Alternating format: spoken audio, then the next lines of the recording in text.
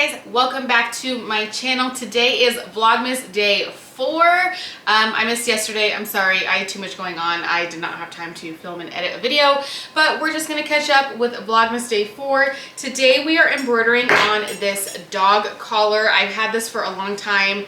I actually remember finding it in the clearance aisle at Walmart like a year ago, and I've just never used it, and I found it and we're gonna embroider on it. So I have two different printouts because I wasn't sure what size I wanted to do my dog's name in.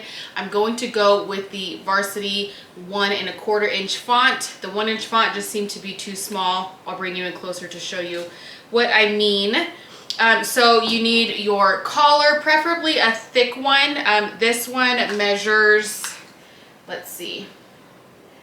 This measures 1 3/4 inches. So my 1 1/4 inch font is perfect to have a top and bottom border. I am going to be using this like neon orange thread. This is a thread that I got on Amazon, again, like a year ago. I used it for one job and haven't used it since, and I thought it would be perfect on this collar, nice and bright. You're going to need sticky stabilizer if you are like me and using your 8-in-1 fast rings today. We are doing this on the EM1010 today. So you need sticky stabilizer, and I also have these little mini clamps just for good measure. Once we put it on, I'm gonna clamp the sides down just to just to have extra security. So let's go ahead.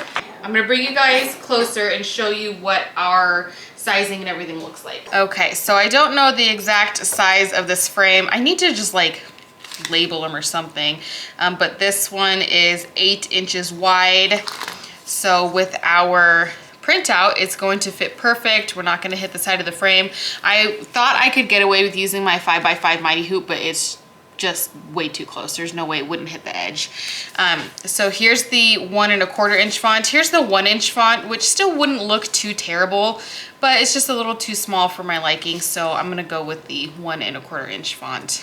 Basically, what you're gonna do is, you know, what I did first is I wrapped it around my dog's neck to get the proper length. He's a big old English lab, so he's got a big old bucket head. And then I'm just gonna center this. It doesn't have to be perfect, I don't think. I mean, I've never made a dog collar before, so we're kind of learning this together, but I'm just kind of doing it like in the center. So I'm just gonna place it, you know, where I see fit, and then, you know me, I like to just tape it down so that they don't move. So I'm pretty equal, you know, on the top and the bottom. So I'm gonna add my sticky stabilizer to the hoop, and then I'm gonna line up my vertical hair for my printout with these little notches that are on my frame right here that show me center. So I'm gonna turn my frame upside down. You can see I use this a lot, and I'm bad. I don't take my stabilizer off as quickly as I should, so this is all just like stuck on there. But that's okay. So we're just gonna place it on. Make sure it's fairly tight, and then I'm just gonna tear the edges like that, and then just kind of fold it over, fold that edge over, take this edge off, and then fold it.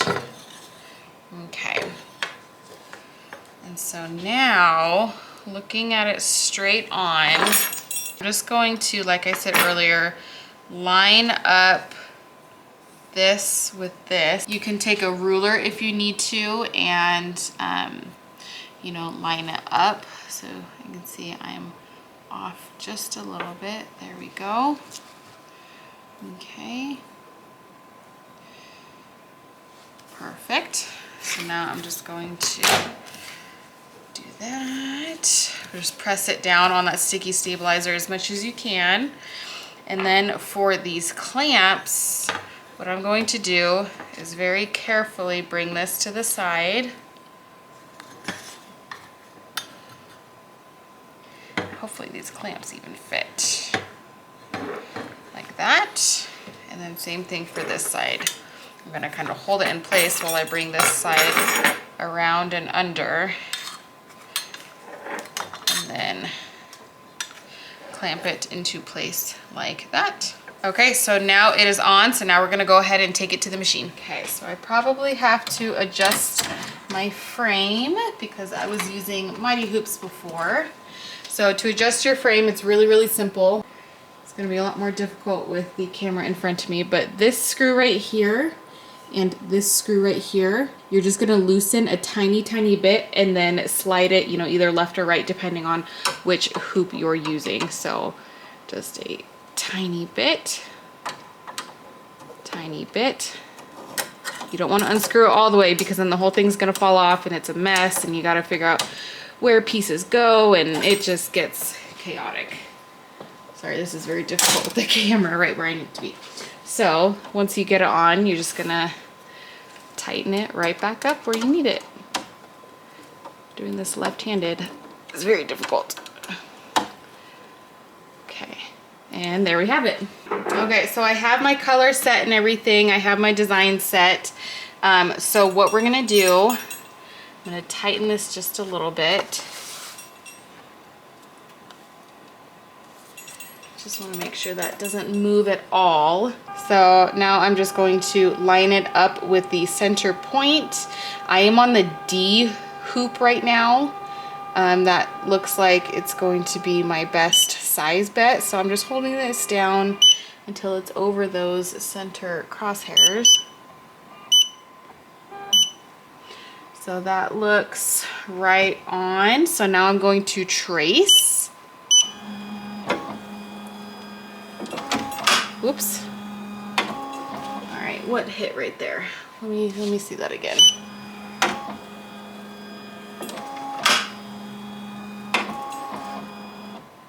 Okay, so what's happening is this clamp, when it traces, is opening my bobbin case.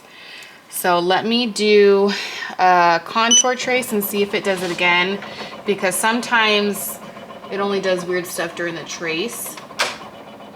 So that did it, but not as much. So I think what I'm gonna do, I think I'm going to switch that clamp out for one of these and see if it does it again. Because it doesn't do it on the left side.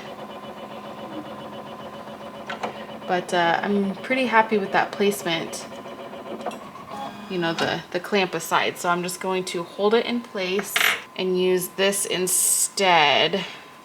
And hopefully that doesn't hit it as much. So let's trace one more time.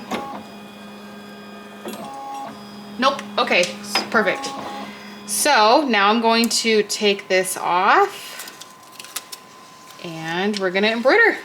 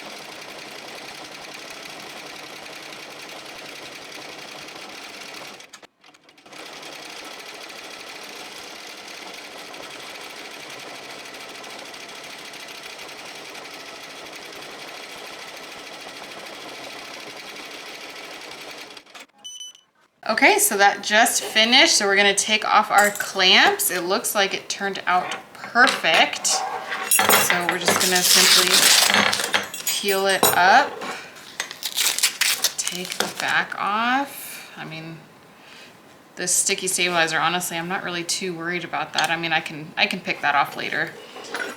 So here's how it turned out, guys. I think it turned out great. You know, I think it would look really cool with like a 3D puff satin stitch. I think that would be really, really cool. You know, this is just a font that I bought off of Etsy a while ago, so I don't know that it's necessarily digitized for, you know, something this thick, but I think it turned out absolutely great. I have just a little bit of a thread sticking out right here that I can just cut or get with my lighter. So there we go, but yeah, I think that turned out great. So thank you for joining me today and making this collar with me. Leave me a comment down below and say hi, or let me know what you guys have used. I know a lot of people use like the belt hoop, but that's not something that I have decided is the best use of my money, so I haven't purchased it. And I think the 8-in-1 fast frames worked great. Let me know if you've used that or something else. And I hope you join me tomorrow for Vlogmas Day 5.